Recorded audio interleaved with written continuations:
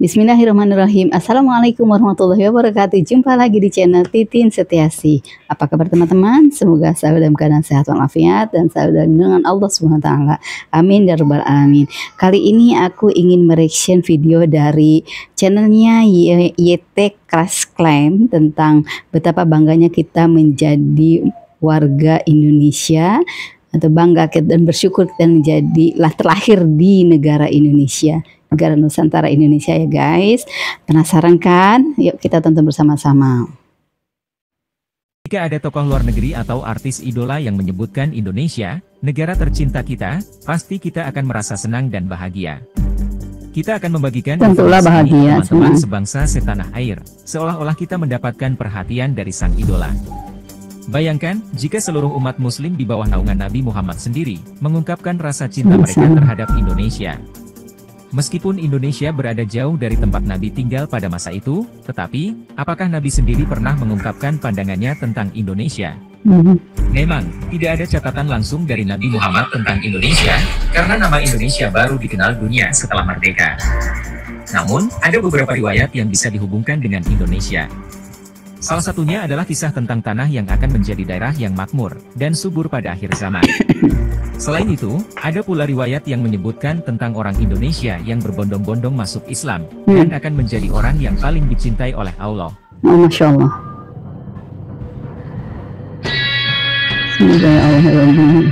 Profesor Dr. Muhammad Said Naqwib Al-Atos dalam bukunya yang berjudul Fakta Sejarah dan Fiksi menyatakan bahwa Nabi Muhammad semasa hidupnya ternyata telah mengetahui keberadaan Nusantara atau Indonesia sekarang di Pulau Sumatera.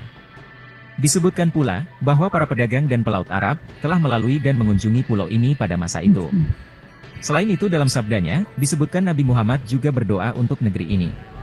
Setidaknya, ada dua fakta yang Al-Atos gunakan untuk mencapai kesimpulan ini. Pertama, bukti sejarah hikayat Raja-Raja Pasai, yang mengandung sebuah hadits yang menyebutkan, bahwa Nabi Muhammad menyuruh para sahabat untuk berdakwah di suatu tempat bernama Samudera. Hikayat Raja-Raja Pasai menyatakan, bahwa Nabi Muhammad bersabda kepada para sahabat, ada sebuah negeri di atas angin, Samudera namanya. Apabila mendengar kabar negeri itu, maka kami suruh engkau sediakan sebuah kapal membawa perkakas, dan bawalah orang dalam negeri itu masuk Islam, serta mengucapkan dua kalimat syahadat. Syahadat akan Allah jadikan dalam negeri itu banyak wali Allah. Ensiklopedia menyebutkan, asal-usul penamaan Pulau Sumatera sendiri berasal dari keberadaan sebuah kerajaan bernama Samudera Pasai yang terletak di pantai pesisir timur Aceh. Pada tahun 1345, petualang asal Maroko Ibnu Battuta berkunjung ke negeri tersebut dan melafalkan kata samudera menjadi Samatra dan kemudian menjadi Sumatera atau Sumatera. Samudera Sumatera menjadi Sumatera. Nama ini kemudian tercantum dalam peta-peta abad ke-16 buatan Portugis untuk merujuk pada pulau ini, sehingga nama ini dikenal luas sampai sekarang. Bukti kedua adalah kata KFR yang terdapat dalam Al-Quran. Kata ini berasal dari kata dasar, kafaro, yang berarti Al-Insan ayat 5 ya guys. Kata KFR juga merupakan nama yang digunakan oleh bangsa Arab untuk menyebutkan sebuah produk alam, yang dalam bahasa Inggris disebut campur, atau dalam bahasa Melayu disebut kapur barus. Masyarakat Arab menyebutnya dengan nama tersebut karena bahan produk tersebut tersembunyi di dalam batang pohon kapur barus atau pohon karas, dan digunakan untuk menutupi bau jenazah sebelum dikubur. Produk kapur barus yang terbaik, berasal dari Vansur atau Barus, sebuah kecamatan di Kabupaten Tapanuli Tengah yang terletak di pantai barat Sumatera. Dengan demikian, wilayah Nusantara dan khususnya Sumatera, telah dikenal oleh Nabi Muhammad melalui para pedagang dan pelaut, yang kembali membawa produk dari wilayah Samudera Pasai, serta laporan tentang tempat-tempat yang mereka singgahi. Ini sejarah ya guys. Tugas utama Nabi Muhammad, adalah untuk menyempurnakan akhlak umat manusia. Sebagaimana hadits dari Al-Baihaqi dari Abu Hurairah bahwa Nabi bersabda, sesungguhnya aku diutus hanya untuk menyempurnakan kemuliaan akhlak. Selain itu juga terdapat dalam Al-Quran surat Al-Baqarah ayat 129, ya Tuhan kami, utuslah di tengah mereka seorang Rasul dari kalangan mereka sendiri, yang akan membacakan kepada mereka ayat-ayatmu dan mengajarkan kitab dan hikmah kepada mereka, dan menyucikan mereka. Sungguh engkaulah yang maha perkasa, maha bijaksana. Di Indonesia, Rasul sangat dicintai. Kecintaan umat muslim di Indonesia terhadap Nabi tidak diragukan lagi. Hal ini terbukti ketika perayaan Maulid tiba, umat muslim di Indonesia merayakannya dengan gegap gempita. Kecintaan umat muslim di Indonesia bahkan pernah disebut oleh Rasul secara langsung dalam satu cerita oleh Abuya Sayyid Muhammad bin Said Alawi Al-Maliki Al-Hasani. Beliau tergolong sebagai seorang ulama ternama yang berasal dari kalangan Ahlus Sunnah wal Jamaah pada abad ke-21. Selain memberikan pengajaran pada berbagai majelis keilmuan, beliau juga menunjukkan rasa cintanya yang besar terhadap Indonesia. Semua ini berawal ketika Sayyid Muhammad Alawi Al-Maliki mendampingi gurunya, Syekh Utsman, untuk berziarah ke makam Rasul di Madinah, beserta rombongan para ulama. Saat khusyuk bersholawat di depan makam Rasul, tiba-tiba mata Syekh Utsman terbuka, atau dapat menyingkap hijab oleh Allah. Akibatnya, Syekh Utsman dapat bertemu dengan Rasulullah. Dalam pertemuan itu, Rasul tampak seperti diikuti oleh berbagai kelompok manusia di belakangnya. Syekh Utsman lalu bertanya, siapakah gerangan orang-orang tersebut ya Rasulullah? Rasul menjawab dengan wajah teduh dan senyum, mereka adalah orang-orang dari sebuah bangsa yang sangat mencintaiku, dan aku mencintainya. Syekh Utsman semakin penasaran dan bertanya lagi, dari bangsa manakah mereka ya Rasulullah? Rasul kembali menjawab dengan senyum yang mengembang, Indonesia. Saat Syekh Utsman tersadar, ia segera bertanya kepada seluruh rombongan yang ikut pada saat itu, adakah dari kalian di sini yang berasal dari Indonesia? Aku sangat mencintai Indonesia, karena Rasulullah mencintai mereka. Sebagai wujud cintanya pada Indonesia, Sayyid Muhammad Alawi Al-Maliki bahkan membangun pesantren khusus orang Indonesia di Mekah. Di samping itu, perlakuan Sayyid Muhammad Alawi Al-Maliki terhadap masyarakat dan ulama Indonesia juga sangat baik.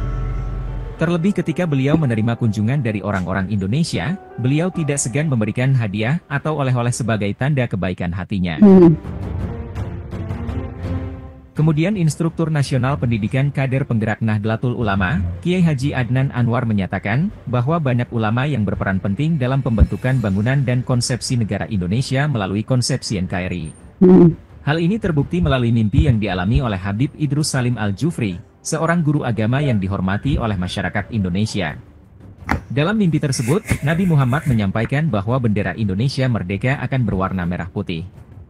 Kiai Haji Adnan Anwar mengatakan, Habib Idrus Salim Al-Jufri, pendiri Al-Khairat di Kota Palu yang juga adik kelas Mbah Hashim Asy'ari pernah mengatakan, bahwa beliau pernah bermimpi Nabi Muhammad, dan pesan dalam mimpi itu adalah, nanti kalau Indonesia merdeka, benderanya adalah merah putih.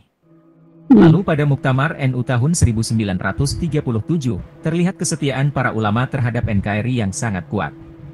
Salah satu contohnya adalah usulan dari Mbah Hashim Asy'ari yang didasarkan atas pesan Habib Idrus Salim Al-Jufri, bahwa bendera Indonesia harus berwarna merah putih, dan dipimpin oleh Soekarno.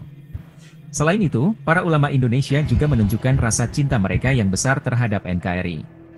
Mbah Hashim Asy'ari bahkan sering menangis ketika menyanyikan lagu Indonesia Raya. Tidak hanya itu, pencipta lagu Padamu Negeri juga merupakan seorang habib atau ulama. Hal ini menunjukkan betapa kuatnya semangat nasionalisme yang dipegang oleh para ulama Nusantara.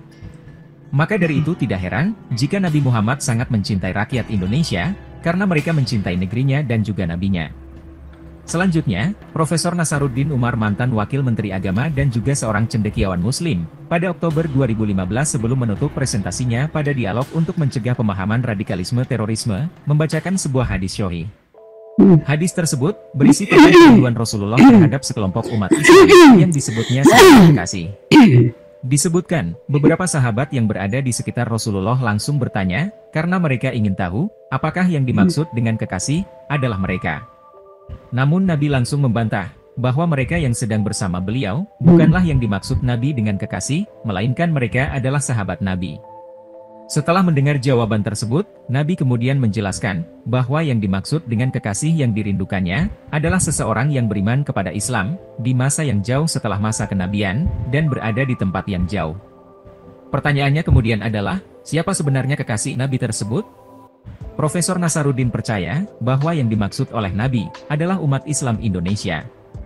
Hal ini karena sesuai dengan petunjuk dalam teks hadis, kekasih tersebut berada di masa yang paling jauh setelah masa Nabi, dan berada di tempat yang jauh dari Jazirah Arab, tempat di mana Islam pertama kali muncul. Berdasarkan fakta sejarah, wilayah yang sekarang dikenal sebagai Republik Indonesia, atau Kepulauan Nusantara, merupakan wilayah terakhir di dunia yang mengenal Islam. Secara kronologis, Islam pertama kali tersebar di Jazirah Arab, lalu menyebar ke bekas wilayah Bizantium Mesopotamia termasuk Persia. Setelah itu, agama Islam menyebar ke seluruh wilayah di Afrika, dan terus berkembang hingga ke Eropa. Setelah dunia barat terislamisasi, kawasan berikutnya yang mengenal Islam adalah Asia, seperti Turki dan Cina. Hampir seluruh dunia sudah mengenal agama Islam, kecuali wilayah Nusantara. Oleh karena itu, Kepulauan Nusantara menjadi wilayah terakhir di dunia yang mengenal Islam. Demikian pula dengan soal jarak, kawasan Nusantara adalah wilayah terjauh dari pusat kelahiran Islam. Dua indikasi inilah yang membuat umat Islam Indonesia identik dengan sabda Rasulullah tersebut. Uniknya, para kekasih Nabi itu memiliki cara berislam yang khas dibanding wilayah lain di dunia. Muslim di Nusantara sebagai anak bontot Islam, dan juga terjauh itu, dikenal mengedepankan nilai-nilai ramah dan rahmat, serta tidak mengedepankan kekerasan dalam penyebarannya. Terlebih lagi, umat Islam di Nusantara, beragama Islam tetap menjadi orang Nusantara, yang tetap melestarikan budaya leluhur Nusantara yang cinta damai, bukan seperti orang Arab jahiliyah. Mereka sadar, bahwa menjadi Muslim, bukan serta-merta menjadi Arab. Karena Nabi Muhammad pernah berpesan, wahai sekalian manusia, Tuhan kalian satu, dan ayah kalian satu. Ingatlah, tidak ada kelebihan bagi orang Arab atas non-Arab, sebaliknya. Tidak ada kelebihan bagi yang berkulit merah atas orang berkulit hitam, demikian sebaliknya, kecuali dengan ketakwaan. Apa aku sudah menyampaikan?